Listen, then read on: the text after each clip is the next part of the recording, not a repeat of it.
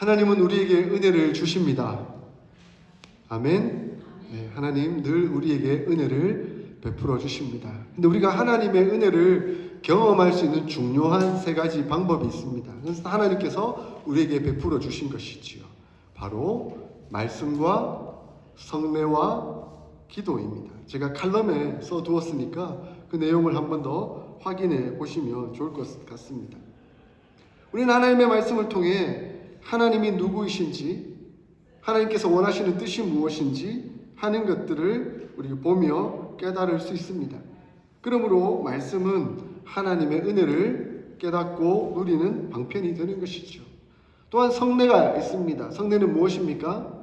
바로 세례와 성찬식입니다. 우리는 세례를 통해 우리가 하나님 앞에서 죽을 수밖에 없는 죄인이었음에도 불구하고 예수님께서 우리를 위하여 십자가에 대신하여 못 박혀 죽으심으로 말미암아 우리의 모든 죄를 씻어주시고 우리가 하나님 앞에서 거룩하게 설 수 있다는 것을 확인하게 됩니다. 그러므로 그것을 통해 은혜를 경험하게 되는 것이죠. 뿐만 아니라 성찬식을 통해서 예수님께서 우리를 위하여 몸을 찢으시고 피를 흘려주신 그 은혜를 또한 감사하면서 그 임재를 경험하는 것이죠. 그것을 통해 우리는 은혜를 누리게 됩니다. 또한 중요한 한 가지가 바로 기도입니다. 기도를 통해 하나님이 우리의 아버지가 되시고 그 하나님께서 친근히 우리에게 다가오셔서 우리의 기도를 들으시고 응답하시며 선히 인도하신다 하는 것을 우리가 경험하게 되는 것이죠. 하나님은 이렇듯 우리에게 은혜를 받을 수 있는 그 방편을 베풀어 주셨습니다. 그렇게 이 은혜를 마음껏 받도록 하기 위해 예수님은 우리에게 특별히 기도를 가르치고 계십니다.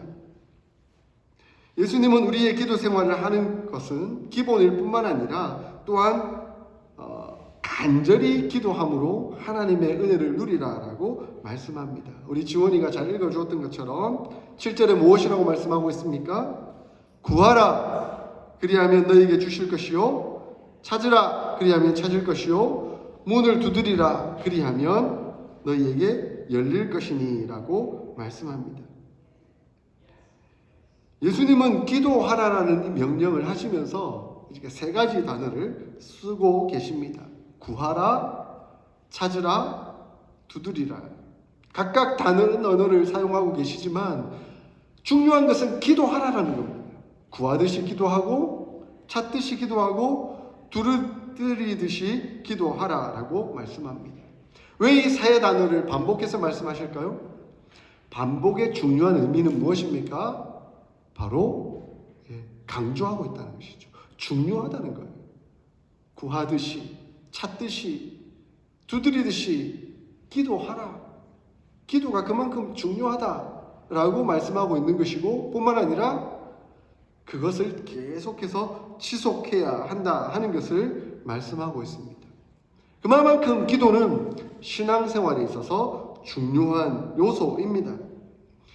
특별히 예수님께서 구하라, 찾으라, 그리고 두드리라 라고 하신 데는 중요한 의미가 있다라고 보여집니다.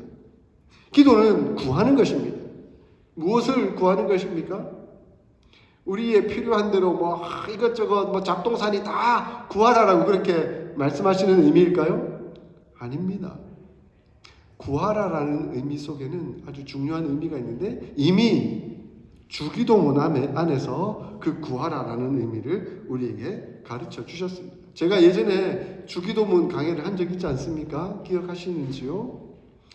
주기도문 안에는 6가지 청원이 들어있습니다. 6가지 구하는 기도 제목들이 담겨져 있습니다. 앞에 3가지는 하나님을 향한 청원입니다.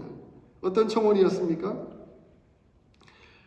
하나님의 이름이 거룩히 여겨지기를 구하고 또 하나님의 나라가 임하기를 구하고 또한 하나님의 뜻이 이루어지기를 구하는 그 내용이 담겨져 있었습니다. 먼저 하나님을 향해 구하고 난 다음에 그다음 우리를 향한 청원, 우리를 향한 구함이 있습니다. 어떤 기도 제목이었습니까? 우리에게 일용할 양식을 주십시오.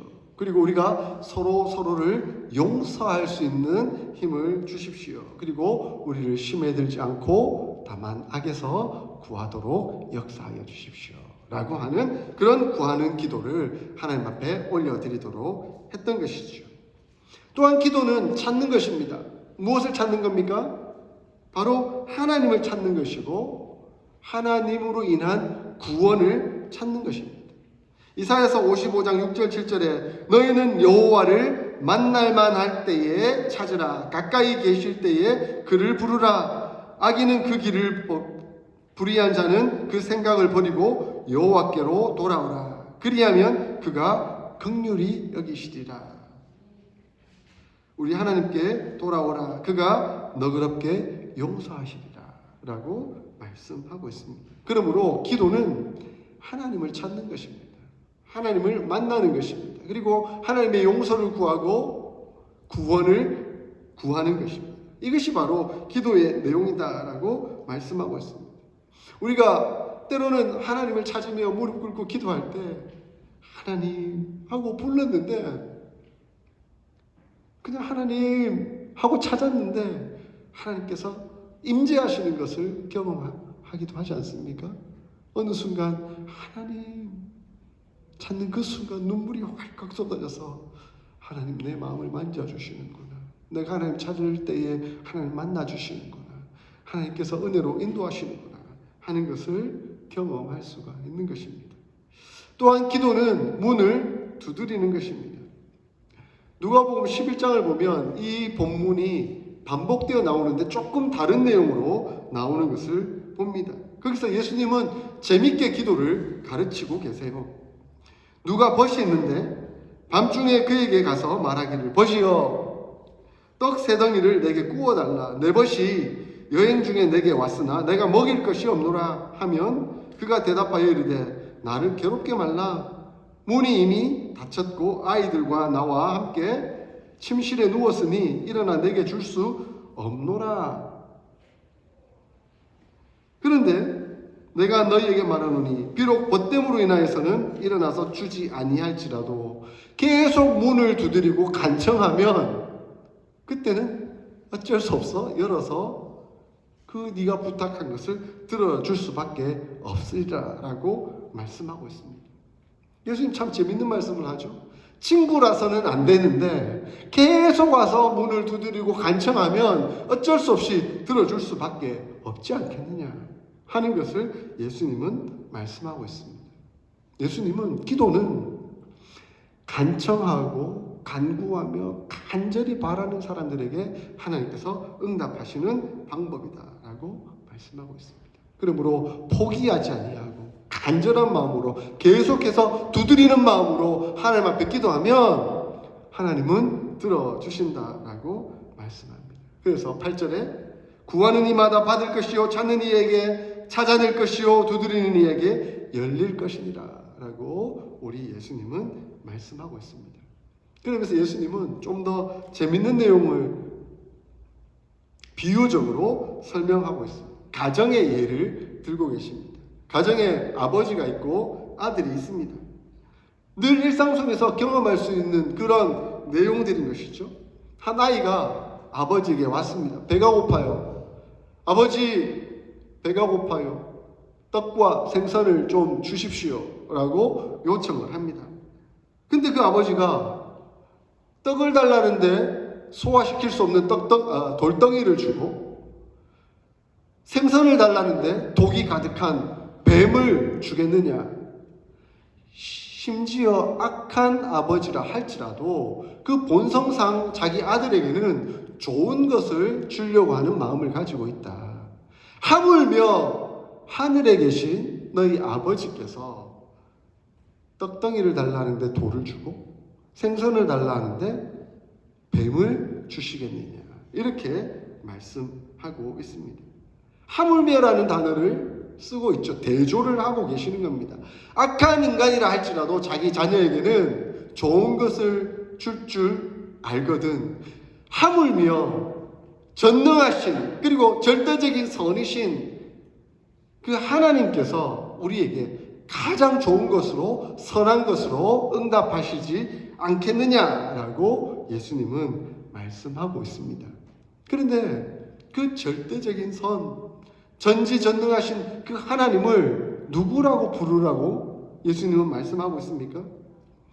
주기도문에 보면 예수님께서 기도할 때 하늘에 계신 우리 아버지여라고 부르도록 말씀하셨습니다. 그런데 오늘 본문 11절에서도 하늘에 계신 너희 아버지께서라고 말씀하고 있습니다. 감히 하나님을 아버지라고? 그것도 히브리어로는요, 아버지라는 뜻이 아빠예요, 아빠. 그러니까 우리가 생각하는 어릴 때 자녀들이 아버지를 친근하게 부르는 그 용어가 그대로 사용하고 있어요. 아빠, 아빠, 아버지라고 하나님을 부르도록 말씀하고 있다는 거예요. 학자인 예레미야스라는 교수가 유대인 문헌들을 다 찾아봤어요. 특히 기도에 관련된 문헌들을 찾아본 거예요. 자기 제자들을 시켜서, 조교들을 시켜서 기도문 다 찾아보고 다 읽어봐라. 자기도 읽어보고 조교들도 읽어보고 다 찾아봐라. 그런데 그가 아무리 연구하고 찾아봐도 고대 유대인들의 문헌 속에, 기도의 문헌 속에 하나님을 감히 아버지라고 부르도록 한 문장은 단 한 문장도 없었다는 거예요. 유대인들은 감히 하나님을 아버지라고 부르지 않았어요. 아빠라고 부르지 않았어요. 그런데 예수님이 오셔서 자신이 하나님을 아버지라고 불렀을 뿐만 아니라 제자들에게도 너희는 하나님을 아빠, 아버지라고 부르라고 말씀하고 있다는 것입니다. 왜 그랬을까요? 하나님은 저 멀리 절대적인 분으로 계셨는데, 아니, 이제 그 하늘 위에 계신 절대적인 하나님께서 친근하고 다정한 아빠가 되셔서 우리에게 오셨고 우리를 만나주시며 우리의 기도를 들으시고 은혜 가운데 응답하신다 하는 것을 예수님은 가르치고 계시는 것이죠. 그러므로 기도는 저 멀리 있는 절대적인 하나님 앞에 그냥 운명처럼 맡겨져서 기도하는 것이 아니라 그 친근하신 아버지 앞에 내가 아뢰듯이 그렇게 기도하라라고 예수님은 가르치고 계시는 것이죠. 그러면 기도를 어렵게 생각하지 마십시오. 기도는 하나님과 대화하는 것이고 하나님과 교제하는 것입니다. 마치 어떤 절대적인 신 앞에 내가 운명을 맡기듯이 기도하면 그것은 어쩌면 요식 행위가 될 수밖에 없겠죠. 그러나 정말 대화하는 순간순간 속에서 교제하는 것이라면 매일, 매 순간, 매 상황 속에서 하나님 앞에 기도할 수가 있게 되는 것입니다. 그러므로 중요한 것은 하나님과 교제하며 기도하는 것입니다. 여러분 기도하세요? 기도 잘 하고 계세요? 네. 그래서 어렵게 생각하지 마시고 뭐 절대적으로 전능하시고 뭐 세상 만물을 창조하시고 뭐 이렇게 하지 마시고 아버지 하나님 오늘 제가 힘들어요. 아니면 하나님 참 좋아요. 이래서 좋고 이래서 힘들고 이렇게 하나님 앞에 아뢰 보십시오. 하나님 우리 마음을 감동시키시고 은혜로 인도하십니다. 저는 매일 새벽 눈을 뜨면 이제 기도로 하루를 시작합니다. 먼저 주기도문을 생각합니다. 그대로 외우는 것은 아니고요. 먼저 하나님을 향한 청원, 그래서 하나님을 향한 청원을 위한 기도를 하고 그 다음 우리를 향한 기도에 대한 청원을 합니다. 그리고 우리 교인들을 다 한 명 한 명 이름을 부르며 기도합니다. 우리 순종호 장로님 목장 식구들, 김인순 권사님의 목장 식구들, 그리고 우리 청년 목장들까지 이름 하나하나, 그리고 새가족들까지 이름을 부르면서 기도합니다. 그런데 한 분 한 분 생각하면서 기도할 때면 그분이 갖고 있는 기도 제목들이 떠올라요. 하나님께서 감동시키시는 거죠. 하나님 이분에게는 이런 기도 제목이 있고 이분에게는 이런 상황이 있습니다. 하나님 도우시고 역사하여 주십시오. 그렇게 기도합니다. 그리고 마지막에 저희 가정을 위해서 기도하고 제가 처해 있는 상황을 위해서 기도합니다. 근데 이렇게 기도할 때 감동이 있고 은혜가 있긴 한데 때로는 하나님 왜 이거 응답 안 하시죠? 라는 마음이 순간순간 들 때가 있어요.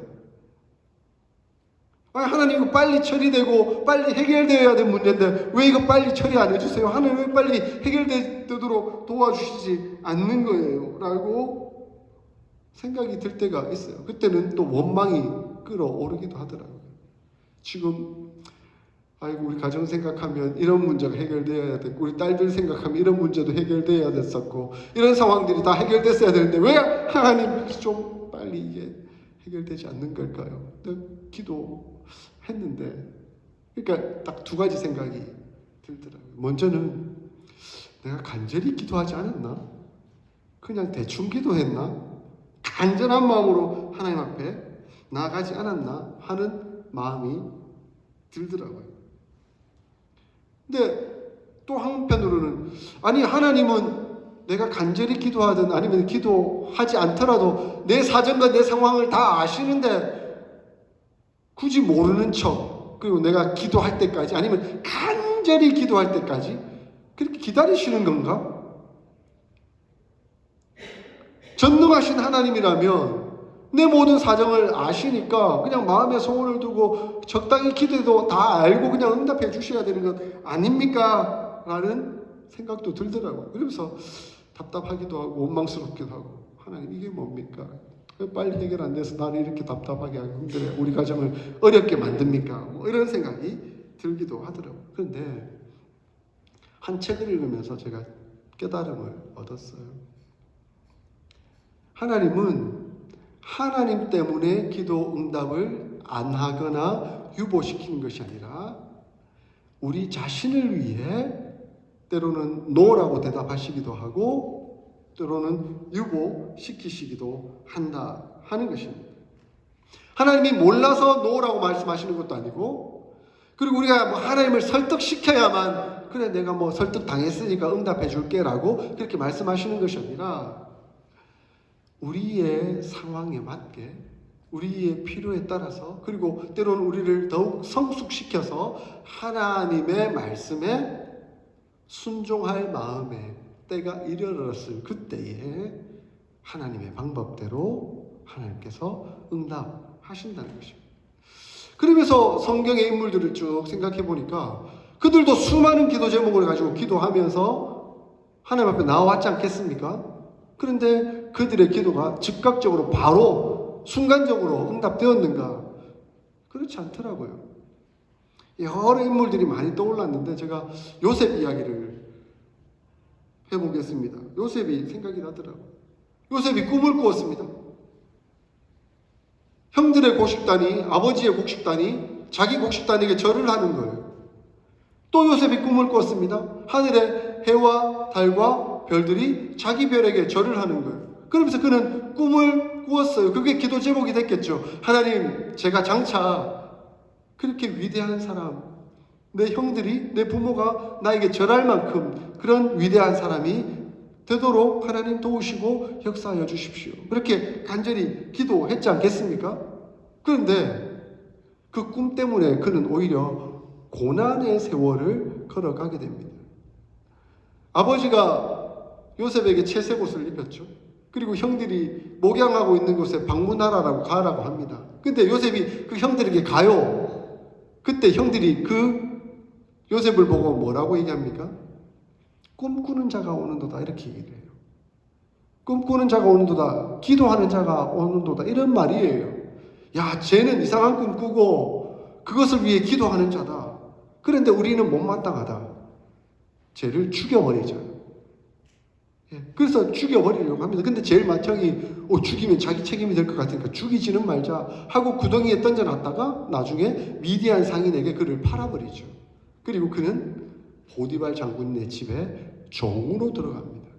그때도 그는 기도했겠죠. 하나님, 내 인생 이게 뭡니까? 하나님 꿈을 꾸게 하셨고 하늘의 해와 달과 별이 나를 절을 하는 그런 환상을 보여주셨는데 왜 내가 이 집에 와서 종이 되었습니까? 종으로 살아야 합니까? 그가 기도를 포기했겠습니까? 아니면 그의 정체성을 잃어버렸겠습니까? 그러나 그는 포기하지 아니하고 계속 기도해 갔던 것이죠. 또 억울하게 누명을 쓰고 감옥에 갇히기도 하고 그런 세월, 숱한 세월을 거쳐갔을 때 하나님은 그를 성숙시키셨습니다. 그리고 그 고난의 때에 하나님을 더욱 의지하게 만들었고 더욱 기도하는 사람이 되도록 하나님 역사하셨던 것이죠. 기도가 응답되지 않을 때 포기해버리는 것이 아니라 그 기도가 더욱 응답되도록 더 간절한 마음으로 기도하며 나오는 사람을 통해 하나님은 하나님의 사랑을 이루어가고 계셨던 것이죠. 때가 되매 하나님의 때에 하나님의 방법으로 그를 애굽의 총리로 세워 오신 것이죠. 그것이 하나님의 뜻입니다. 사랑하는 성도 여러분, 때로는 우리 뜻대로 기도 응답이 되지 않는다고 낙심하거나 좌절하지 마시기를 바랍니다. 저도 참 좌절하고 낙심할 때가 참 많기는 한데요. 그러나 그때는 더욱 기도할 때이다. 더욱 하나님 앞에 간절히 아뢰을 때이다. 그리고 하나님이 나를 더욱더 성숙시키기를 원하시는구나 하는 것으로 받아들일 수 있기를 바랍니다. 그렇게 기도하며 나아갈 때 하나님은 장차 하나님의 뜻을 이루어 가실 것입니다. 그러므로 예수님은 이 기도의 내용을 가르치면서 마태복음과 병행구절인 누가복음 11장에 보면 재미있는 답을 주고 계셔요. 기도 응답의 결과가 무엇인가 라고 말씀하고 있습니다. 11절에 누가복음 11장 11절에 너희가 악할지라도 좋은 것을 자식에게 줄 알거든 하물며 너희 하는 아버지께서 구하는 자에게 성령을 주시지 않겠느냐라고 말씀하고 있습니다. 그러므로 예수님이 구하라, 찾으라, 두드리라 그렇게 간절히 기도했을 때 너희에게 얻는 결과의 기도 응답이 무엇이냐? 바로 성령이 너희에게 임하게 된다는 것입니다. 성령의 선물이 바로 그 응답이라는 것입니다. 여러분, 우리가 기도하면 하나님의 은혜를 경험하고 나면 성령 충만하게 되죠. 성령 충만하게 되면 깨달음을 얻기 시작합니다. 성경이 이해가 되기 시작하죠. 그러면서 하나님이 원하시는 뜻이 무엇일까? 하나님이 찾는 방법이 무엇일까? 하는 지식을 얻게 됩니다. 그러므로 하나님이 하나님의 방법대로 하나님의 때에 그 일들을 이루실 것이라는 절대적인 신뢰를 가지고 참고 인내하며 경험하며 성숙된 사람으로 성령의 사람으로 발전되어 가는 것이죠. 아빠가 이렇게 면도를 하고 있어요.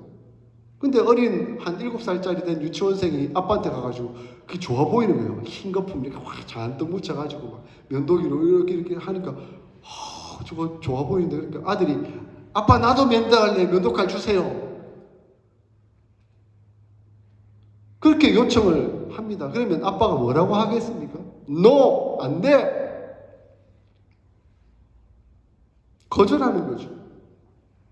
때로는 하나님 그런 방법이십니다. 우리는 그게 좋다고 생각해서 지금 당장 그걸 주십시오라고 요청하긴 해도 하나님은 no! 아니야! 안 돼! 근데 그 아들은 거절감이 들 거예요.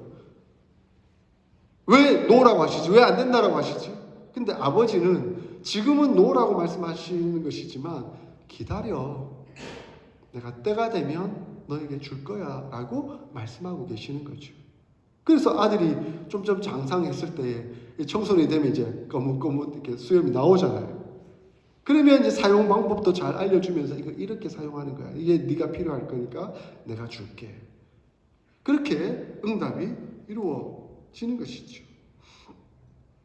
그러므로 기도 응답은 성령을 통해서 이루어집니다. 성령 하나님의 역사를 통해서 이루어집니다.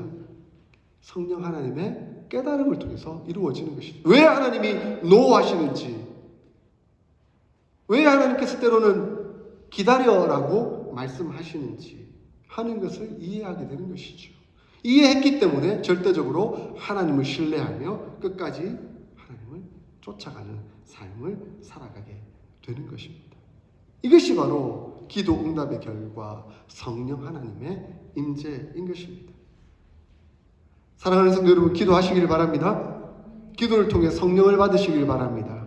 그리고 성령의 사람이 되실 수 있기를 축원합니다. 이렇게 기도하고 하나님을 신뢰하며 순종하는 사람들의 특징이 있습니다. 바로 12절에 나타난 말씀 뭐라고 말씀하고 있습니까? 이것은 우리가 황금률이라고 부르는데요. 우리 같이 한번 읽어볼까요? 7장 12절 시작. 그러므로 무엇이든지 남에게 대접을 받고자 하는 대로 너희도 남을 대접하라. 이것이 율법이요 선지자니라. 아멘. 로마 황제 알렉산더 세베루스라는 사람이 이 말씀이 너무 좋아서 자기 서재에 황금으로 그대로 새겨서 놓았대요. 그래서 이것을 황금률이라고 부르게 되었습니다. 다른 사람에게 대하는 도덕적 법칙인 것이죠. 내가 어떤 사람에게 그것을 받기를 원한다면 내가 먼저 그 사람에게 그렇게 대해 주어야 한다는 겁니다. 하나님의 말씀에 지혜가 있는 것입니다.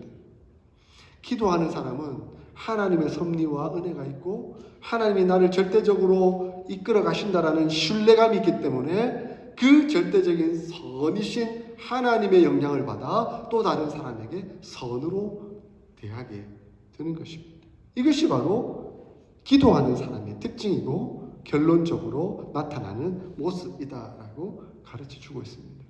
저는 여러분들이 기도하는 사람이 되기를 바랍니다. 성령 충만한 사람이 되기를 바랍니다. 또한 남에게 대접을 받고자 하고 싶은 대로 대접하는 사람이 될 수 있기를 바랍니다. 그것이 바로 하나님의 사람이고 기도하는 사람이고 성령 충만한 사람이기 때문에 그렇습니다. 말씀을 맺겠습니다. 사랑하는 성도 여러분, 하나님 우리에게 은혜의 방편을 허락해 주셨습니다. 그 중에 기도를 주셨습니다.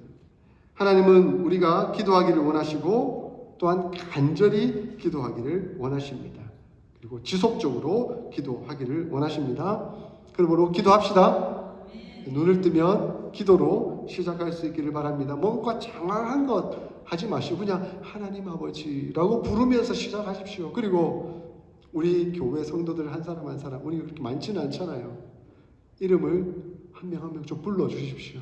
그렇게 기도할 때 하나님은 우리를 예수 그리스도의 가족으로 이끌어 주시고 또 우리의 기도를 들으시고 응답해 주실 것입니다. 그리고 그렇게 간절히 기도할 때 하나님은 하나님의 때에 하나님의 방법으로 가장 좋은 것을 우리에게 주실 것입니다. 그것을 받고 누리는 사람으로 또한 남에게 대접받기를 원하는 대로 대접하며 하나님의 백성답게 진실하게 세상 가운데 승리하며 살아가는 저와 여러분들이 다 될 수 있기를 주 이름으로 축원드립니다. 아멘. 우리 조용히 눈을 감고 오늘 들은 말씀을 좀 가슴에 새기면서 결단하는 기도를 올려드렸으면 좋겠습니다.